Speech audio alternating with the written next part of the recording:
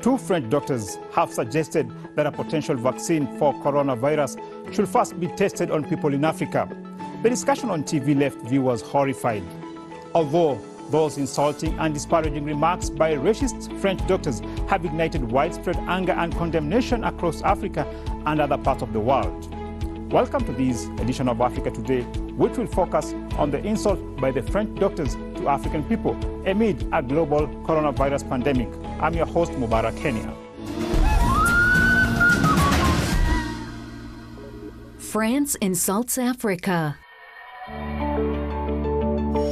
The now infamous French doctors involved in the scandal are Jean-Paul Mira, head of the intensive care unit at the Cochin Hospital in Paris, and Camille Locht, research director at France's National Health Institute in CERM. The scornful comments were made on the French television channel LCI during a discussion on COVID-19 trials to see if the BCG tuberculosis vaccine could be used to treat the virus. Let's take a listen. Est-ce qu'on ne devrait pas faire cette étude en Afrique, où il n'y a pas de masque, pas de traitement, pas de réanimation, un peu comme c'est fait d'ailleurs pour certaines études dans le sida, où chez les prostituées, on essaye des choses parce qu'on sait qu'elles sont hautement exposées et elles ne se protègent pas. Qu'est-ce que vous en pensez ? Alors vous avez raison, et d'ailleurs on est en train de réfléchir en parallèle à une étude en Afrique justement pour faire ce même type d'approche avec le BCG, un placebo. Je pense qu'il y a un appel d'offres qui est sorti, il va sortir, et je pense qu'on va en effet sérieusement réfléchir. The latest racist remarks by French doctors that continue to attract widespread condemnation internationally also serve as a reminder that medical colonialism perpetuated by Western countries continues to plague Africa. One of the first international personalities to strongly condemn the French doctors was the Ethiopian director of the World Health Organization, Tedros Adhanom, who did not mince his words. A comment last week from some couple of scientists who said the testing ground for the new vaccines will be Africa. To be honest, I was so appalled, and it was a time when I said, when we needed solidarity, this kind of racist remarks actually would not help. It goes against the solidarity. Africa cannot and will not be a testing ground for any vaccine. We will follow all the rules to test any vaccine or therapeutics all over the world using exactly the same rule. Whether it's in Europe, Africa, or wherever, we will use the same protocol, and if there is a need to be tested elsewhere, to treat human beings the same way, equally. Now, for more incisive analysis on this issue, we contacted Sébastien Périmony, an African affairs expert at the Schiller Institute. Thanks for joining us, Mr. Périmony. Now, why did the two French doctors suggest that a potential vaccine for corona should first be tested in Africa instead of France, which currently has far much higher corona infections and fatalities than the whole of Africa? To test the vaccine first. So it was a major scandal in France, because Jacques Cheminade have a tweet on his Twitter account. It reminds us, the guy we call the angel of death, Joseph Mengele, who was a Nazi doctor doing conducting medical experiment in an extermination camp, during the Second World War. So we have exactly the same mentality when these French doctors are saying that we can use African because they have nothing, they are poor, they are prostitutes, so we can use them as guinea pigs. So it's just outrageous, and of course it makes a big scandal in France, and this guy have to come back on the TV saying, oh, it's what's not exactly what we wanted to say, blah, blah, blah. But of course it was just unfair to declare that, and it is just not possible to do that today.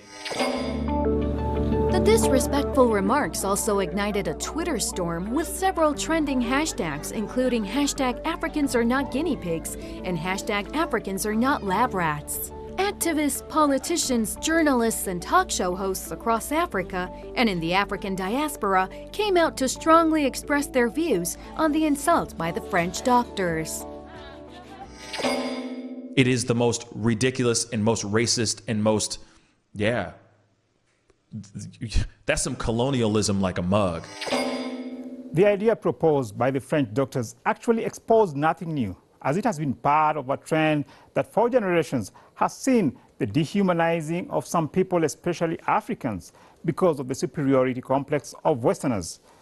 Now, Mr. Périmony, how does this open suggestion by the French doctors expose the decades-old exploitation of Africa by Western pharmaceutical companies?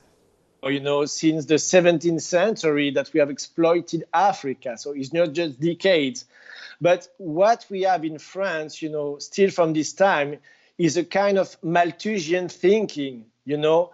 People saying, remember that the last three presidents of France, Nicolas Sarkozy, François Hollande, and Emmanuel Macron, have all three declared that we are too many people on this planet, and particularly in Africa. Macron was saying recently that you have African women having 6, 7, 8 children. It's not possible to have so many people. In 1996, Kano State in Nigeria was the epicenter of a massive meningitis outbreak. Pfizer, a United States multinational pharmaceutical corporation headquartered in New York City and one of the largest research pharmaceutical companies in the world, decided to conduct clinical trials to test a drug it was developing. Pfizer deliberately refused to acquire informed consent from the parents of the patients and took advantage of their predicament. We believe that the case that the federal government has against Pfizer is a good case.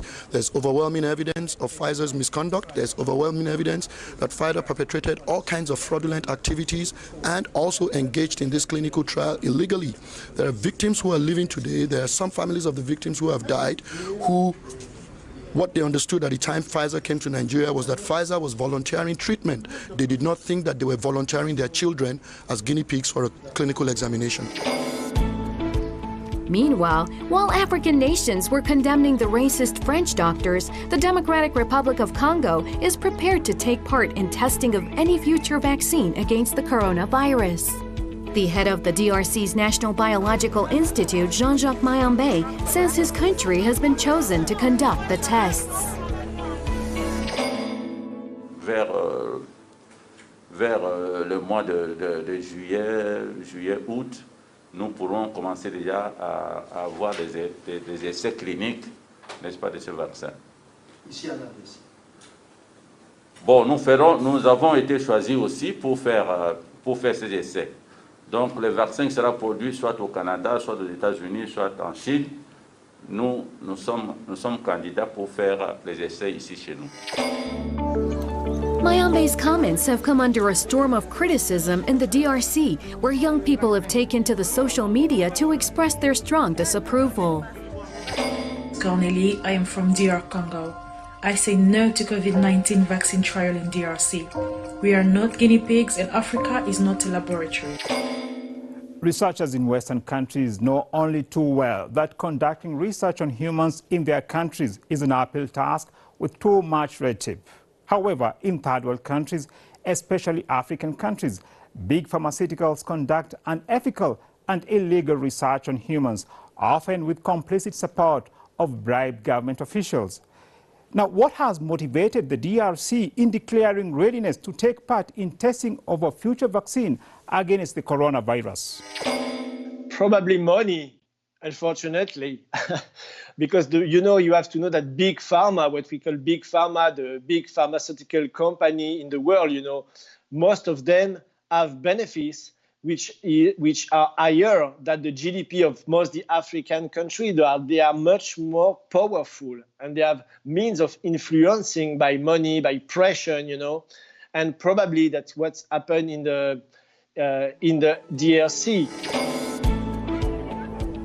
African thinkers and analysts have also voiced their opposition to lack of leadership, which has turned the continent into a testing ground for Western pharmaceutical.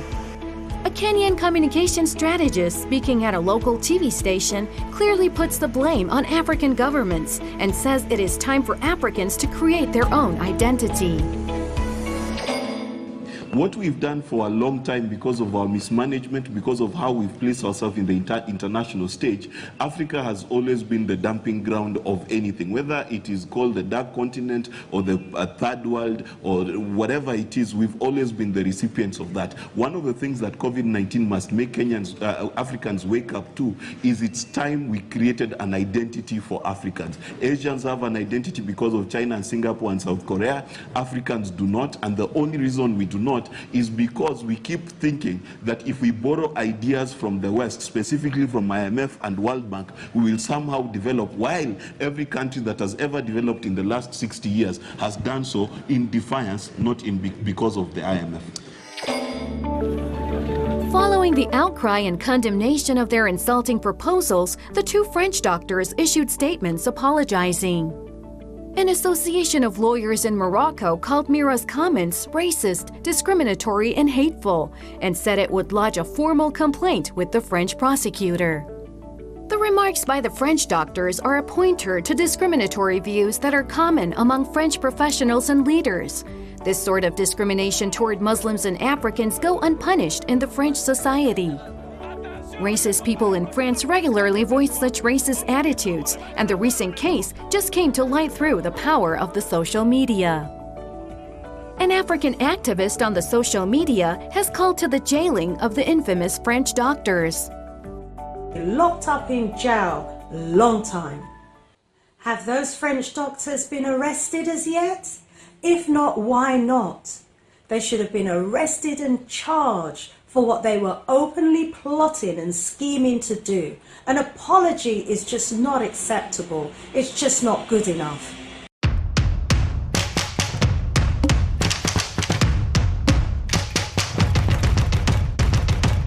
And now in this segment of our program, my colleague Sheila Nelima will be presenting you news and events from across Africa. Now, what do we have today, Sheila? Thank you, Henia. Hello and welcome to this part of the program. It's Sheila Nelima bringing you news from around Africa. Now, while most foresee gloom and doom for Africa during this pandemic crisis, one Mr. David Cowan of Citibank Africa sees different. In a statement, the economist accepted that indeed difficult times lie ahead for the continent. However, he added that analysts have overhyped negative outcomes, all while overlooking how the continent may be more resilient than many realize. He stated that due to Africa being a subsistent agricultural economy, you actually have to have physical destruction of property for the GDP to go under.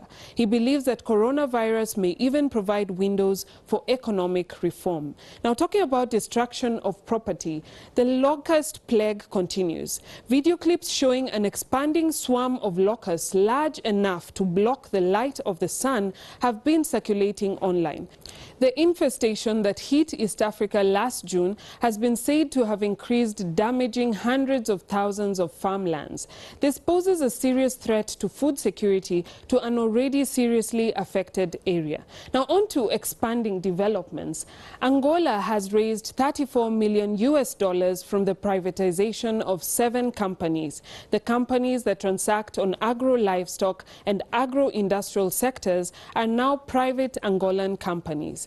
This comes as a result of the public tender launched mid-last year, inviting investors to buy public entities. Now, still on development, the companies of the Nacala corridor in northern Mozambique have merged their brands into a single trading name. This, they say, is to boost and promote the commercial relationship between companies as well as with the users of their services. The said businesses are majorly centered upon coal logistics and general cargo. Now, in other news, Chad ended its military missions that have been combating activities of terrorist groups such as the Boko Haram.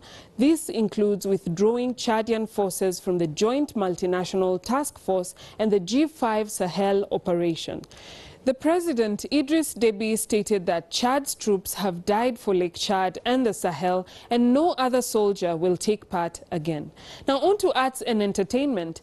Egypt's Ministry of Tourism and Antiquities launched a series of virtual and guided video tours of the museums and archaeological sites. The initiative goes under the slogan, "Experience Egypt from home, stay safe." The aim is to entertain people all over the world at the comfort of their homes during this outbreak period.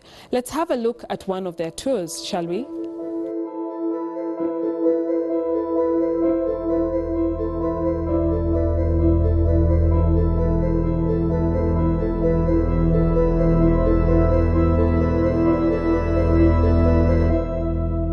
Now this brings us to the end of this part. Visit our social media pages as shown on screen. Give us your views and comments on the program. Do stay tuned. We will be back soon.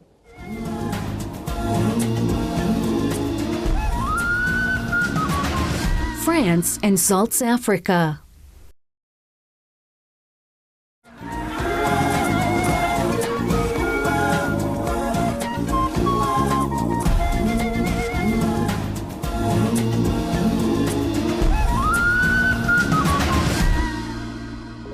Meanwhile, the World Health Organization says it wants many more African nations to participate in its solidarity trial of a global study of 4 potential COVID-19 treatments. Solidarity is an international clinical trial to help find an effective treatment for COVID-19, launched by the WHO and global partners. Now, what's your take on African countries participating in these WHO-initiated clinical trials for treating COVID-19? The problem is not clinical trials. We need clinical trials. We need it in Europe, we need it in China, we need it in the US, we need it in Africa also.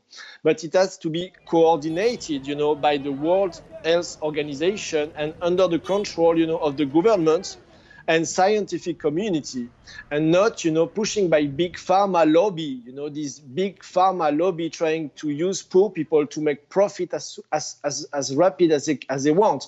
So the problem is not the question of clinical trial. If Africa wants to do it, with France, the Pasteur Institute, in a legal and scientific form, it's totally possible, but it's not the way this famous doctor in France say we want to use prostitute to do that. No, it has not to be done like this. The disparaging suggestion by the French doctors reminds us of the bitter legacy of French colonialism in Africa. France conducted 210 nuclear tests between 1960 and 1995 within its territory and overseas territories. Between 1960 and 1966, the country conducted 17 tests in the then French Algeria within the African Sahara Desert. At Regan, deep in the Sahara, France goes forward with the detonation of her first atomic bomb, defying a United Nations resolution, the heated protests of Japan and most of Africa's newly independent nations, and the disapproval of both America and the Soviets. France carried out illegal nuclear tests in Algeria during the colonial period. Is the suggestion of COVID-19 tests in Africa a case of history repeating itself? Of course, it's the same thing. If we are using poor country to test something very dangerous, and we know today that a lot of people died in Algeria, in the highlands, about this nuclear testing during the 60s. So the problem, yes, it's the same kind of problem. I hope it will not be a bis repetita, and France will stop to do that. And we are calling here in France with Jacques Cheminade, with our party Solidarité et Progrès, we are calling, to stop this policy of using poor country to test everything we don't want to test on French population or in our territory. So it has to stop, and we are fighting to stop it. Amid the coronavirus outbreak, the Ghanaian president has urged the pharmaceutical industry boost local production that the country can stop relying on imports. We began to engage with the domestic pharmaceutical industry to assist in producing as much of the logistics required to prevent and combat the virus as is possible under the circumstances. Indeed, We must take advantage of this crisis to strengthen our domestic productive capacity so we can advance our self-reliance and reduce our dependence on foreign imports. Africa's capacity for pharmaceutical research and development and local drug production still has a long way to go, say experts. According to United Nations estimates, only 37 out of 54 African states have some level of pharmaceutical production. Except South Africa, which boasts some active local pharmaceutical ingredients, most countries rely on imported ingredients. The result is that Africa imports at least 70% of its pharmaceutical products, with India alone accounting for nearly 18% of imports in 2011. Pharmaceutical imports in Africa include up to 80% of the antiretroviral drugs used to treat HIV/AIDS, according to trade data. Meanwhile, Africa's pharmaceutical market is high, and the value of Africa's pharmaceutical industry jumped to $28.56 billion in 2017 from just $5.5 billion a decade earlier. According to some projections, the market will be worth $56 billion to $70 billion by 2030. What should African countries do to stop the continued exploitation by Western multinationals? The first thing in the short term that African country can do, and all the civil society organizations I'm working with, the Ligue Pan-Africaine Umoja, for example, you have people in Congo, Brazzaville, of this Umoja Pan-African League who are fighting, right now against this policy on the ground, also in Benin, in other countries, in Mali. So you have a lot of people in society, civil society, fighting. So in the short term, what they can do is that they can participate in a Schiller Institute conference that we will have the 25th and 26th of April, which is an international conference by video. So everybody can connect. You will have people from around the world, Chinese, Americans, Europeans, African, and we will discussing, how we can change the world financial system. African countries continue to face a European mindset that cannot rid itself of its racist character, even in the fight against the deadly coronavirus pandemic.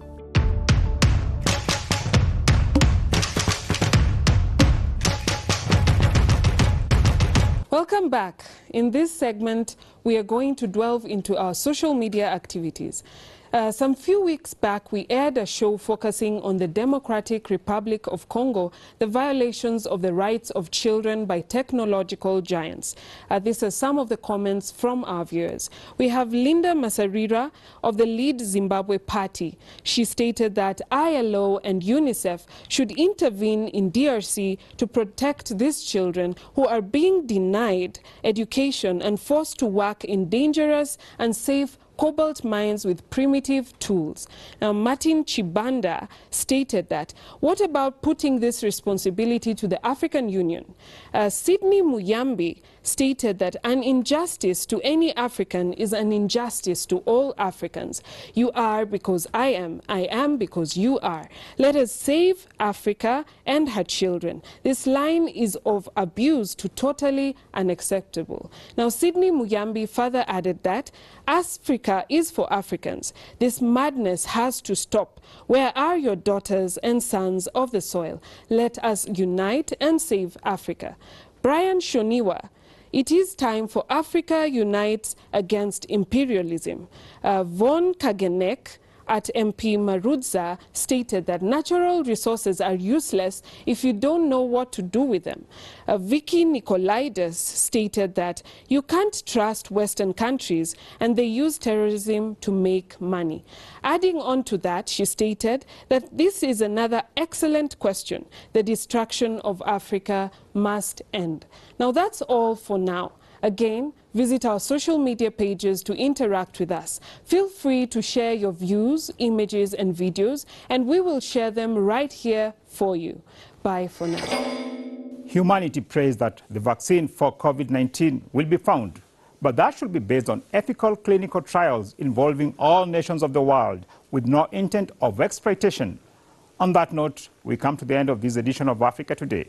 From me, Mubarak Kenya, and my team, it's goodbye for now.